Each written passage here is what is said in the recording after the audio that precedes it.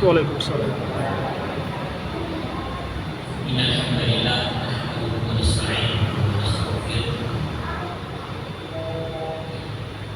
wa na'udzu billahi min shururi anfusina wa sayyi'ati a'malina man yahdihillahu fala mudilla lahu wa man yudlil fala hadiya lahu asyhadu an la ilaha illallah wahdahu la syarika lahu wa asyhadu anna Muhammadan 'abduhu wa rasuluh.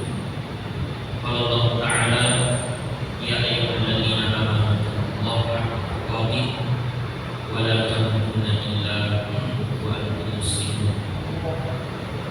Jemaah muslim, Bapak dan Ibu rahimakumullah, alhamdulillah pada malam hari ini kita bersyukur dan memuji kepada Allah Subhanahu wa taala atas nikmat yang memberikan kepada kita semua. Dan pada malam hari ini kita sudah berada pada awal-awal bulan Sya'ban, dan sebagaimana dikatakan oleh para ulama kita bahwa bulan Sya'ban adalah pintu gerbang memasuki bulan Ramadan. Jadi bulan Sya'ban merupakan apa? Pintu gerbang. Artinya apa? Kalau dikatakan pintu gerbang berarti sudah kita berada pada sampai pada tujuan.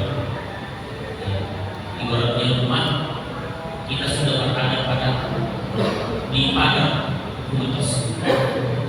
Makanya Rasulullah tentu hal yang paling penting kita sama-sama bersyukur kepada Allah. Alhamdulillah kita bisa merasakan bulan Sya'ban. Sebagaimana yang sering kami sampaikan yang sekalian bahwa orang yang meninggal kemarin itu berharap juga bisa seperti kita. Mereka bercita-cita berharap mereka bisa bertemu dengan bulan Sya'ban. Bahkan yang penting adalah mereka bisa bertemu dengan bulan Ramadan. Maka perbanyak berdoa kepada Allah, Allahumma barik lana fi Sya'ban wa balighna Ramadan. Ini yang penting, bagaimana agar yang kita semua insyaallah diberikan umur yang panjang dan diberikan kemudahan oleh Allah Subhanahu wa taala sehingga kita bisa bertemu dengan bulan yang mulia. Jemaah sekalian, Allah sedikit mungkin kita sampaikan terkait dengan doa yang paling terbanyak kita minta kepada Allah dalam salat semalam. Doa yang paling terbanyak yang kita minta kepada Allah dalam salat semalam itu adalah hidayah. Kenapa kata hidayah sekalian? Karena Al-Fatihah merupakan surah yang paling minimal 17 kali. Al-Fatihah merupakan surah yang paling minimal. Kita baca dalam semalam yang berapa? 17 kali. Yaitu dalam sholat 5 waktu yang kita tunaikan.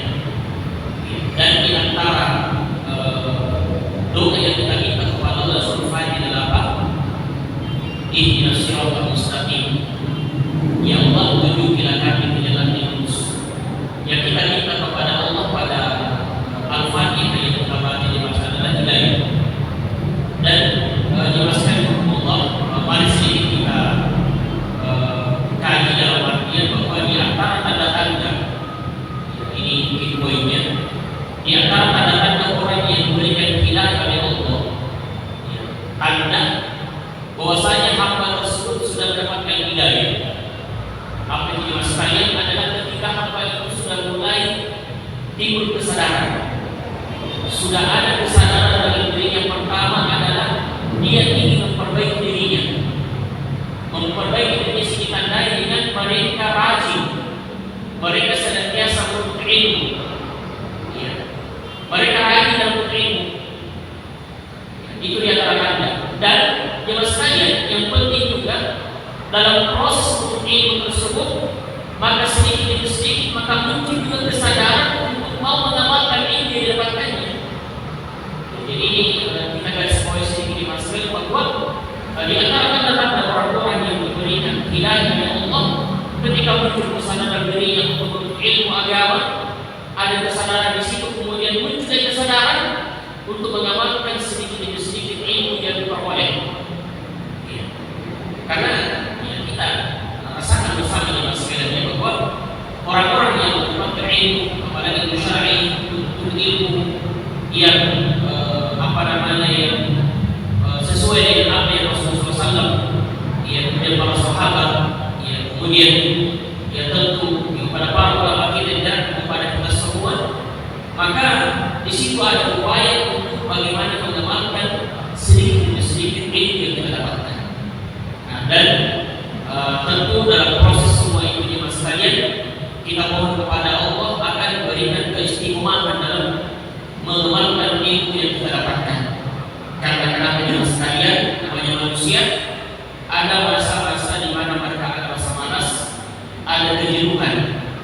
Dan ini salah satu di antara zikir yang diajarkan Nabi kita Muhammad SAW ketika zikir pagi dan petang, berlindung kepada penyakit malas. Malas adalah merupakan penyakit yang ketika tidak diupayakan, disadari, tidak diubah, maka ini bisa menghancurkan. Betapa banyak pekerjaan yang menumpuk dan amalan kita tidak bisa kerjakan karena kenapa? Karena faktor malas. Al-kasal istilahnya. Penyakit malas. Dimasukkan oleh Allah. Tersisa pertemuan kita ini mungkin sekitar 30 kali banyak. Atau tanggal berapa ini Insya Allah? 4 atau 3? Per 3 juga. 3 sahabat. Iya, sudah 3. Berarti kalau kita berhitung ya tersisa 26 hari atau 27. Ya, karena kalau bulan Syawal itu bulan Hijriah itu hanya 29 dan 30. Hanya itu saja berpisah antara itu. Makanya mungkin ya insyaallah kalau banyak umur ya kita akan masih ada sekitar 3 pertemuan mudah-mudahan yang mudah-mudahan bisa selesaikan pembahasan terkait dengan masalah puasa. Dan sekali Allah kembali kita akan melanjutkan pembahasan yang kecil di hadapan kami ini yang berjudul Anda ini Ramadan terakhir. Anda ini Ramadan terakhir. Jemaah sekalian Allah, kita masuk ke pembahasan terkait dengan masalah fikih puasa. Ini kita ulang-ulang kembali. Kalau saya bertanya jemaah sekalian, apa pengertian puasa itu? Mungkin bisa dibantu masuk muda ini. Apa pengertian puasa? Menahan. Itu saja. Menahan nafsu, pengendalian diri. Ada yang lain mungkin yang dijelaskan oleh ulama kita, puasa adalah menahan diri dari menahan diri dari nafsu. Jadi ini masih Allah, ini penting kita sama-sama dari definisi inilah dan pengertian inilah kita bisa mengambil sebuah pelajaran penting bahwa kita tidak ingin berpuasa seperti puasanya orang-orang kebanyakan pada hari ini. Mereka hanya sekedar berpuasa. Coba kita lihat apa kata ulama kita bahwa puasa adalah menahan diri dari jadi menahan diri dari makan dan minum serta berhubungan suami istri. Ini boleh dari suami juga ini. Menahan diri dari makan dan minum serta berhubungan suami istri, mulai dari dan meninggalkan segala sesuatu yang bisa membatalkannya. Kenapa perkataan ini sudah termasuk ini penting juga? Karena membatalkan puasa tidak hanya sekedar makan dan minum. Jadi kita kembali apa tadi? Menahan diri dari apa? Nafsu. Menahan diri dari makan dan minum serta berhubungan suami istri dan hal-hal yang bisa membatalkannya, mulai dari terbitnya, mulai dari fajar atau subuh sampai terbenamnya matahari disertai dengan niat.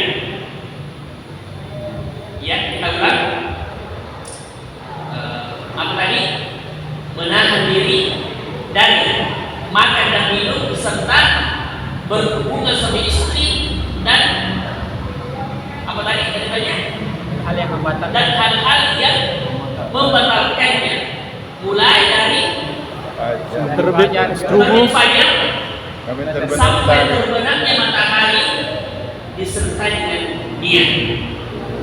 Karena bukan tidak bukan, ini tidak masalah.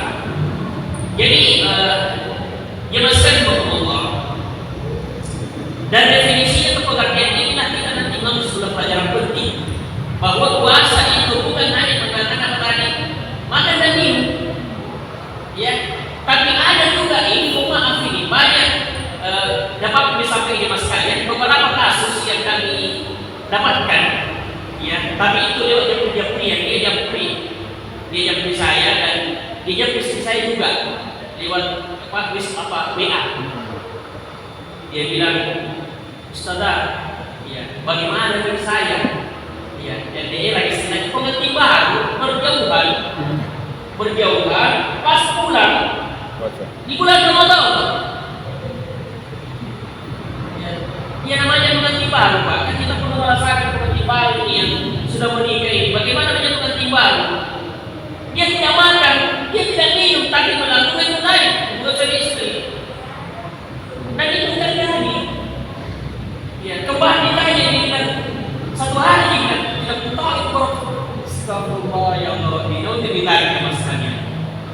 Dia halal, dia betul halal, tapi dia diharamkan pada setiap harinya. Ini harus dipahami di masalahnya. Ya, banyak sekali kasus. Dan boleh jadi itu sengaja orang tidak bertanya karena malu. Padahal boleh jadi itu terjadi. Bahkan ada satu kasus yang sama di masalahnya, dia sudah punya cucu. Baru dia tanyakan, la ilaha illallah, bayangkan masalahnya. Bilang baru saya tidak tahu berapa hari, kalau sudah ada tahu itu lewati. Ya sudah puluhan tahun. Ya, dan ini penting kita sampaikan.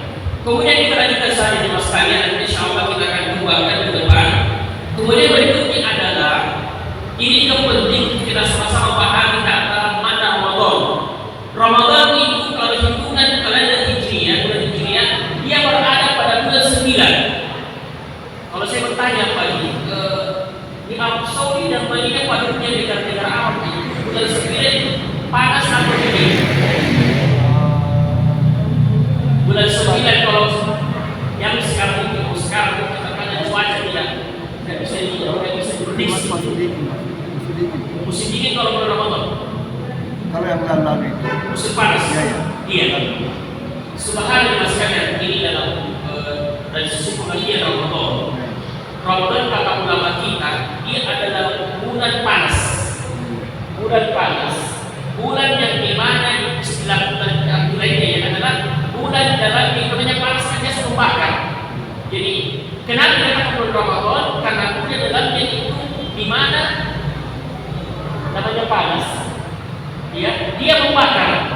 Sehingga ya ulama kita menjelaskan bahwasanya bulan Ramadan itu bulan di mana dosa-dosa itu dibakar. Dibakar dengan apa? Dengan amalan ibadah dalam bulan Ramadan. Jadi karena kita dulu jemaah sekalian, bulan puasa bukan sekarang kita baru musim hujan. Kalau dulu itu subhanallah. Kadang-kadang Makassar, kawan-kawan itu dipeljoli, main-main. Apa bahasa punya itu? Bagaimana Makassar itu saking panasnya itu. Itu seperti kita itu bagaimana itu istilahnya kalau pokoknya itu ya panas betul. Bagaimana kalau misalkan ikan itu kalau saking panas itu air itu naik ikan, maka kita dulu dimasukkan bahkan kita mandi, termasuk nanti kita jelaskan ya, karena ada pemahaman di masyarakat kita tidak boleh katanya mandi kalau belum puasa. Ya ini semua kita akan luruskan.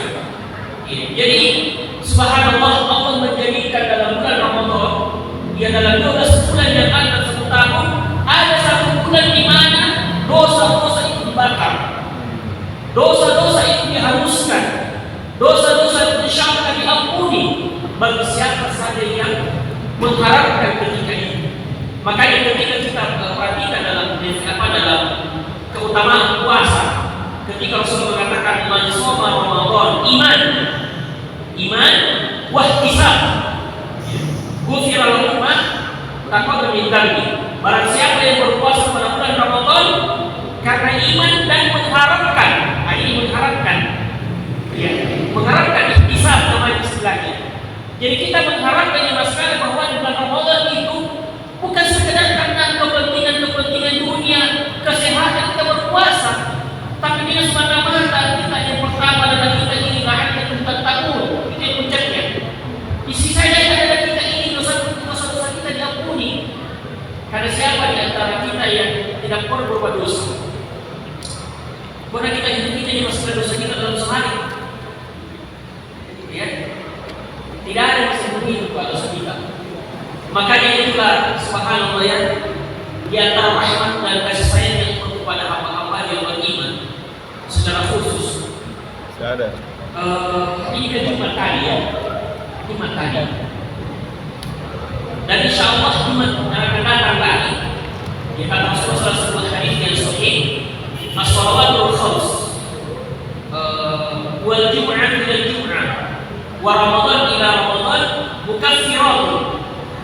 Kata Rasulullah SAW di akhir hadis, as-shalawatul khams, solat waktu ini, kata Rasulullah SAW, wal jum'ah ila jum'ah, dari Jumat hari ini sampai Jumat berikutnya, wa Ramadan ila Ramadan, dan Ramadan ke Ramadan berikutnya, mukaffiratun. Lima yang kata Rasulullah SAW itu menghapuskan dosa-dosa. Di antara keduanya dengan catatan Rasulullah SAW selama dosa-dosa itu dijauhi. Ini juga teman-teman jemaah sekalian yang pun dipahami bahwa di bulan Ramadan itu dosa-dosa yang diampuni itu adalah hanya dosa-dosa kecil. Sholat lima waktu yang diampuni hanya dosa-dosa kecil.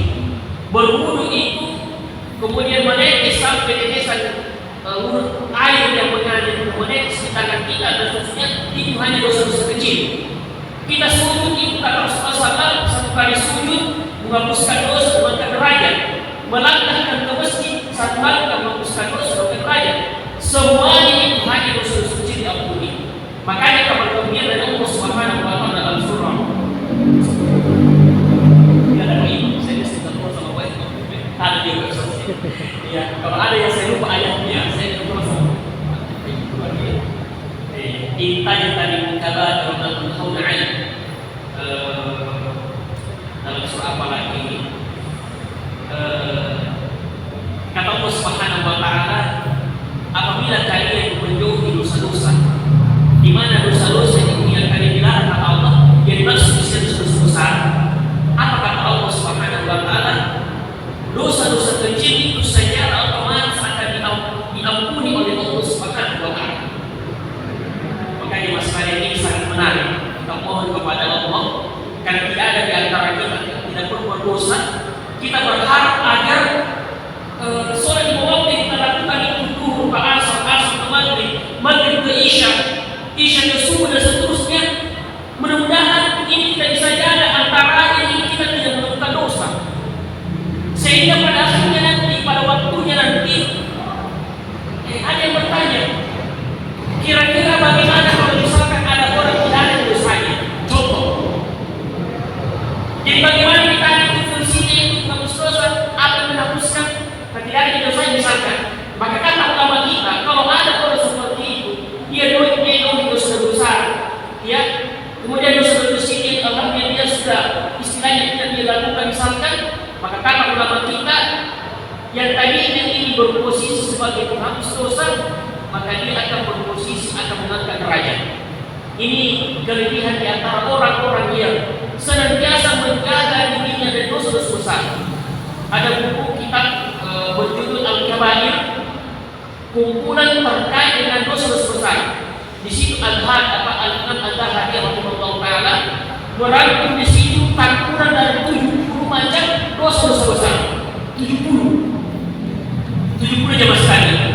Di antara 70 ini kalau kita insyaallah taala jauhi, maka ini akan Allah Subhanahu wa Ta'ala secara otomatis dosa-dosa kecil itu akan diampuni oleh Allah Subhanahu wa Ta'ala. Ini kita lanjutkan saja jemaah sekalian. Kemudian kita masuk terkait dengan hukum puasa. sepakat kaum muslimin, kita sepakat bahwa puasa itu hukumnya apa? Wajib. Jangan ada keraguan sedikit dalam diri kita, karena itu merupakan kewajiban. Sebagaimana sholat merupakan apa? Kewajiban. Makanya kata ulama kita di sini, ada ulama kita berbeda pendapat, atau bahkan ada ulama kita memberikan pandangan bahwa hukum orang yang meninggalkan sholat. Kata ulama kita, kalau dia meninggalkan sholat karena dia meyakini bukan kewajiban, maka dia telah kafir. Istilah itu tidak bila istilahnya, dia telah keluar dari Islam. Tapi kalau ada orang yang meninggalkan sholat karena faktor malas, maka kata ulama kita, dia tidak dikatakan keluar dari Islam, tapi dia berada di bawahnya. Kafir tapi tidak dikatakan keluar dari Islam. Makanya sangat berbahaya bagi sekalian kalau ada orang sengaja meninggalkan sholat lima waktu. Karena kenapa? Karena dosanya meninggalkan sholat waktu itu tidak sama dengan dosa zina, dosa riba, mencuri. Kalau orang mencuri tidak keluar dari Islam, tidak kafir. Orang berzina tidak kafir. Orang yang makan riba tidak kafir. Tetapi kalau orang meninggalkan sholat, ancamannya besar. Ancaman dosa. Makanya kita kembali, hukum puasa ini adalah wajib. Dia merupakan kewajiban setiap individu yang tidak diwakilkan selama dia masih hidup. Nanti kita jelaskan bagaimana ketika ada orang tua atau siapa meninggal dalam keadaan ada hutang puasanya. Ada hutang puasanya yang kita akan jelaskan insyaallah. Kemudian berikutnya masih Allah, kita masuk terkait dengan yang pertama tadi hukum puasa. Kemudian berikutnya adalah keutamaan puasa yang jelas sekali sangat banyak. Pahalanya yang telah kita biasa dengarkan bersama-sama ketika pencerahan di bulan Ramadan itu hampir tiap malam, bahwa ketika Rasulullah SAW menjelaskan bahwasanya semua amalan anak cucu Adam itu akan dipergandakan menjadi 100 kali lipat, 700 kali lipat, kecuali puasa. Ya, jadi kalau sedekah kan jelas. Permisalan dalam Al-Quran yang biasa kita baca itu, masalul ladzina yunfiquna fi sabilillah. Ya, biasa baca di waktu salat kemudian perumpamaan orang-orang yang menginfakkan hartanya Allah seperti orang yang menabur satu benih. Benih itu menjadi 7 tangkai, dan 7 tangkai ini setiap tangkai menghasilkan 100 buah. Berarti berapa itu? 7 kali 100, 700. Bahkan kata Allah Subhanahu wa taala, Allah akan menggandakan sampai terbatas ketika menghendaki. Makanya mas kalian berinfak bersedekah itu 1.000, 10.000, 100.000, jangan khawatir. Jadi mas kalian, karena ini masuk belum puasa, saya mau sedikit kasih gambaran terkait dengan masalah tips atau cara agar kita ini tidak perhitungan kalau mau berinfak. Tidak dibilang berat banget sih. Suatu ketika di mas kalian, Rasulullah SAW itu kembali ke rumah istri Aisyah radhiyallahu anha. Rasulullah Aisyah sebentar memasak kambing Rasulullah yang paling disukai itu adalah kaifatain. Apa namanya kalau kambing itu paling semacam sayap, bukan sayap itu sebenarnya kalau ini apa itu Pak? Bukan di topung, kalau topung di belakang. Ya, yang jelas ini. Oh, punuknya. Ya, Rasulullah kalau kambing itu yang paling disukai itu yang paling disukai. Suatu ketika Rasulullah kembali ke rumahnya, ya, jadi istilahnya boleh kembali dengan harapan bisa dinikmati masakannya istri kambing tadi. Kemudian ketika Rasulullah masuk ke rumahnya, Aisyah mengatakan, ya Rasulullah, kambing di rumah kita yang kita akan makan itu saya telah kasih orang, saya sudah bagikan satu orang, yang tersisa sedikit, yang pergi banyak. Perhatikan kalimatnya, apa tadi? Yang pergi banyak, yang tinggal sedikit. Rasulullah tidak banyak, tidak wahai Aisyah. Yang pergi itu sedikit, yang tinggal banyak. Gimana caranya? Kira-kira bagaimana maksudnya itu dimasukkan? Jadi kata Aisyah, ya Rasulullah, banyak yang pergi. Saya sudah banyak saya bagikan yang tinggal sedikit. Tapi Rasulullah kata tidak, Aisyah, yang pergi itu sedikit, yang tinggal itu banyak. Maksudnya di mana nih Mas kalian? Pahala. Berkaitan banyak.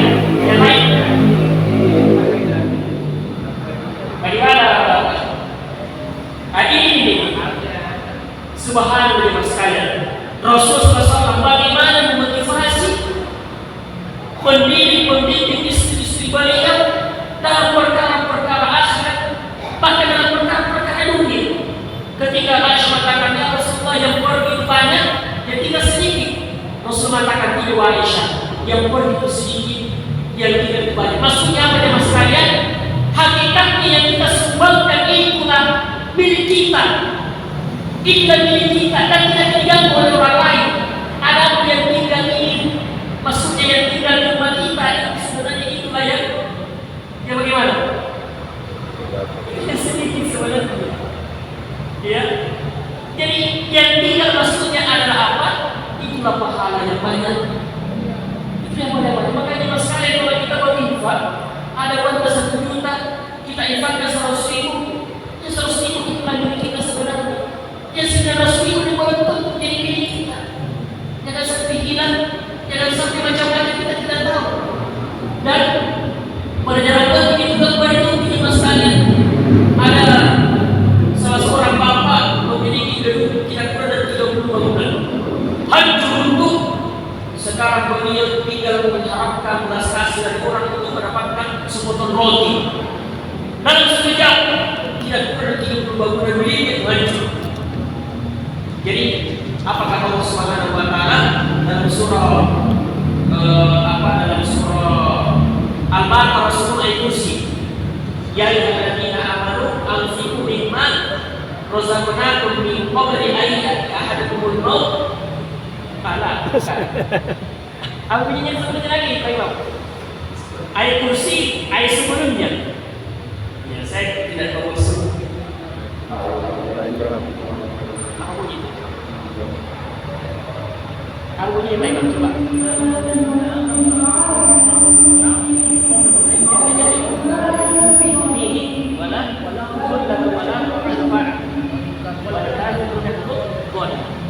Apakah Allah Subhanahu wa taala sekalian? Allah bertanya kepada kita untuk menginfakkan segala harta yang kita miliki sebelum datang masanya waktunya di mana kita tidak bisa menginfak lagi. Apa itu? Ketika datang kematian. Makanya kalau kita kembali lagi di masyarakat bertegas terkait infak sedekah ini, ya salah satu yang diharapkan orang-orang yang mati sekarang ini dikubur, mereka kembali berinfak karena berinfak adalah satu-satunya amal yang paling ringan karena dia tidak butuh banyak waktu. Cek kalau sholat lama Pak, 3 menit selesai minimal. Haji ya 1 bulan lebih. Umrah ya 9 hari tergantung. Apalagi tapi kalau infak sedekah cek selesai. Apalagi pakai stay jadi selesai. Ya. Tetapi subhanallah termasuk di antara apa yang dimiliki manusia pada hari ini yang paling mereka itu berpikir adalah apa itu? Hartanya. Mereka tidak mau infakkan. Makanya kata Allah Subhanahu wa taala dalam surah Al-Hasyr,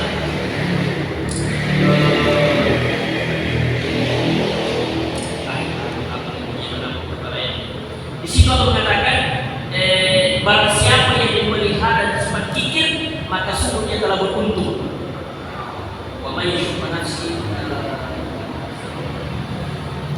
Lupa ya. Jadi kata Allah Subhanahu wa taala dan barang siapa yang dipelihara dari sifat kikir, dia sebelah kiri bawah itu dia. Itu bunyi ayat ini. Barang siapa yang dipelihara dari sifat kikir kata Allah Subhanahu wa taala, maka dia termasuk orang-orang yang beruntung. Makanya ya Mas kalian, bersyukurlah kalau kita ini tidak memiliki sifat kikir. Orang kikir saya tidak suka sama orang kikir ya Mas kalian. Ya, ini ya musibah tinggallah musibah. Kemudian berikutnya kita masuk syarat wajib puasa.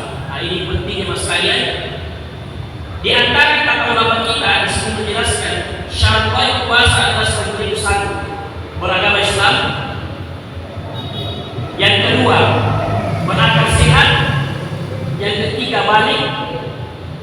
Yang keempat, suci dari haid dan nifas, khusus bagi wanita ya, karena kita tidak melahirkan ini Pak, kita tidak haid lagi. Saya kembali satu, beragama Islam, ini syawatnya puasa. Yang kedua apa? Berakal sehat. Yang ketiga balik. Yang keempat suci dari haid dan nifas. Bagi perempuan mungkin apa tidak mungkin tinggal di rumahnya di kampungnya. Yang ketiga yang keenam adalah mampu atau tidak dalam keadaan sakit. Jadi syarat wajib puasa itu ya di sini ada 6. Pertama, Islam. Makanya kalau ada orang di luar Islam itu puasa, sah puasanya tidak jelaskan, ya tidak. Yang kedua, berakal sehat. Makanya kalau orang gila itu tidak wajib. Yang berikutnya balik itu, makanya anak-anak tidak wajib puasa, tetapi ini boleh kita latih dia. Balik kalau laki-laki itu sudah dewasa, kalau perempuan sudah mulai haid itu balik. Berikutnya suci dari haid dan nifas. Artinya apa? Perempuan itu tidak wajib puasa kalau dalam keadaan haid, dan nifas artinya harus melahirkan. Itu perempuan. Nanti aku bahas tersendiri bagaimana, apakah dikodok ataukah bayar fidyah, nanti ada pembahasan. Kemudian berikutnya adalah mukim artinya dia tinggal di rumahnya di kampungnya, tidak melakukan safar perjalanan. Nanti kita jelaskan juga bagaimana itu safar ya ketika misalkan dalam bulan puasa. Dan yang terakhir adalah mampu dalam artian tidak dalam keadaan sakit. Ini dimasukkan. Di luar daripada itu dia buat apa? Wajib puasa. Jadi kita karena dia tidak sakit, kita tidak haid, apalagi kita tidak nifas, kita sudah balik, apalagi kita sehat, kita beragama Islam, alhamdulillah, berarti tidak ada alasan tidak berpuasa. Baik, kemudian berikutnya adalah rukun puasa. Itu tadi apa tadi? Syarat berpuasa, artinya orang yang wajib berpuasa. Sekarang rukunnya satu, niat. Nah, tadi kita sudah jelaskan dari pengertian puasa. Apa yang pengertian puasa tadi? Menahan diri dari makan dan minum. Apa lagi? Berhubungan sehari. Ya, banyak ide maksudnya. Menahan diri dari makan dan minum serta Berhubungan suami istri dan dari hal-hal yang membatalkannya, mulai dari terbitnya fajar sampai terbenamnya matahari serta niat. Nah, catatan yang sekalian, di sini ada perbedaan antara puasa Ramadan dengan puasa sunnah. Puasa Ramadan itu tidak sah puasa kalau nanti terbit matahari.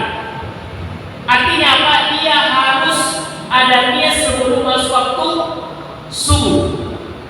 Tidak sah. Kecuali sholat puasa sunnah. Kalau puasa sunnah ini ada perbedaan. Puasa sunnah itu cuma sekali contoh. Ya. Kita mau minum apa-apa dari rumah pagi sholat subuh. Kemudian nanti udah sholat subuh. Tadi apa ini? Subuh hari kali sebalik. Asal puasa. Itu boleh. Nah, apa dalilnya? Suatu ketika Rasulullah sholat subuh, datang pagi-pagi salah seorang istrinya mengatakan, wahai istriku, ada tidak makanan di pagi ini? Dengarkan ini masalahnya. Rasulullah bertanya kepada istri beliau, salah satu dari istri mengatakan, wahai istriku, ada tidak makanan pagi ini? Istri mengatakan, tidak ada Rasulullah. Tidak ada yang bisa dimakan pada pagi harinya. Artinya tidak ada nih, kalau kita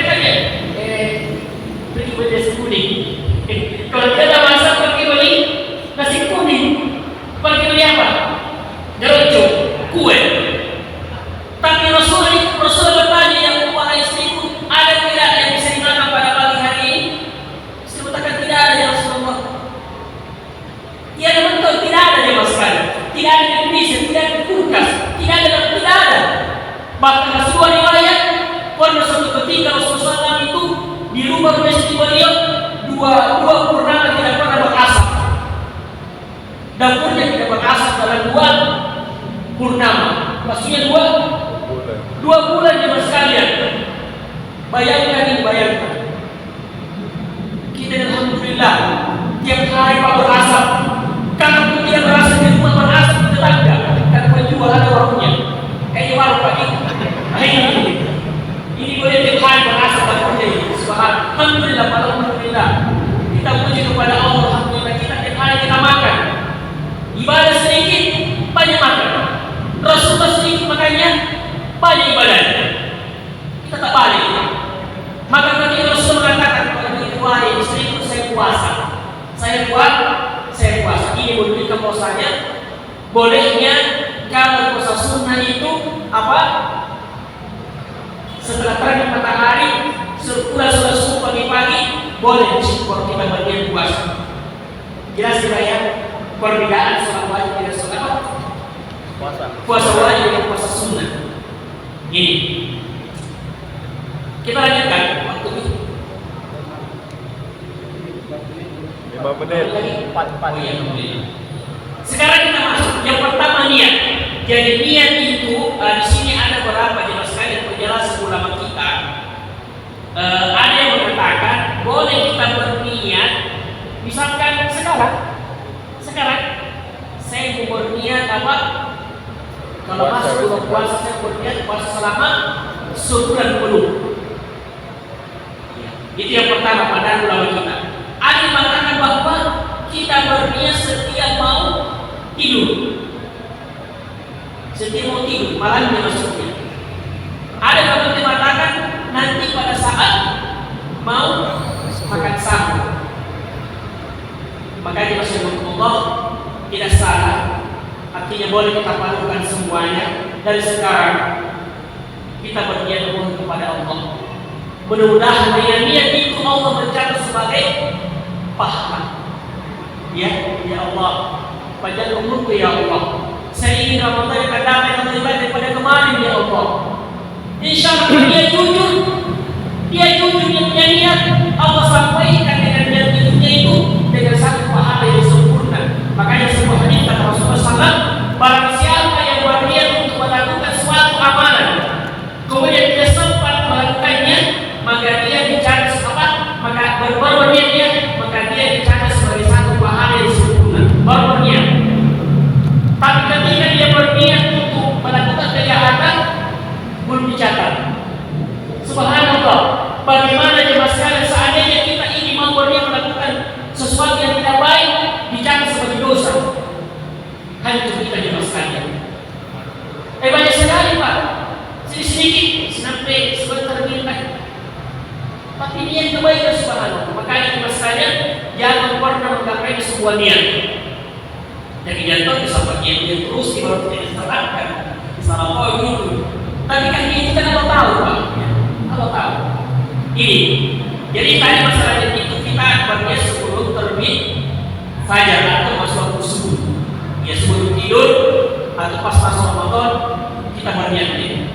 Yang kedua adalah imsak. Ya. Maksudnya bagaimana jemaah sekalian? Jadi ini untuk puasa yang kedua. Yang maksud imsak di sini adalah menahan diri dari semua pembatal puasa, mulai dari makan, minum, dan berhubungan suami istri. Imsak jemaah sekalian, kita menjelaskan sedikit ini walaupun kita sudah sampaikan kemarin. Imsak itu nanti dikatakan imsak artinya menahan itu ketika sudah ada di masjid, ada di situ. Kalau ada pemberitahuan imsak, subuh jam berapa? Jam 4? 55 ya.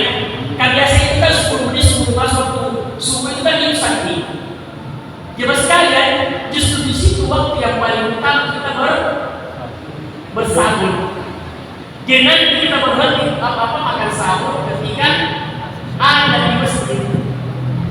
Masjid bisa 2 kiri masjid, 4 kalau masih mengaji di masjid. Jadi jangan salah kaprah ya. Di kampung-kampung kesan itu mereka kalau bunyi itu antikop ketika ada di radio, bunyi itu ayam berkok di radio. Yang paling parah lagi mengaji di masjid, bahkan tidak makan sahur nih.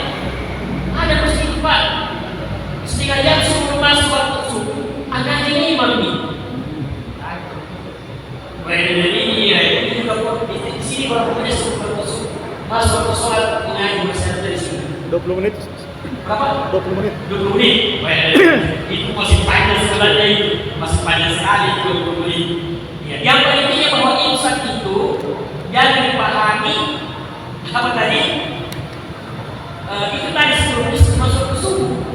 Tapi imsak itu nanti menahan pada saat ada masjid, ada subuh. Kan tadi kan di puasa, sebelumnya puasa kan menahan diri dari makan yang banyak serta urus istri dan hal-hal yang menyebabkannya mulai dari terjadinya fajar. Fajar kan terjadi pada saat waktu subuh.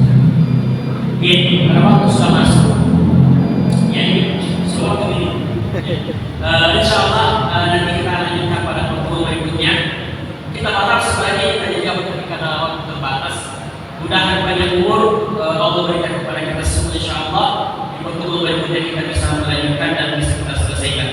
Demikian Allah Ta'ala subhanahu wa bihamdihi asyhadu an la ilaha illa anta astaghfiruka wa atubu ilaik.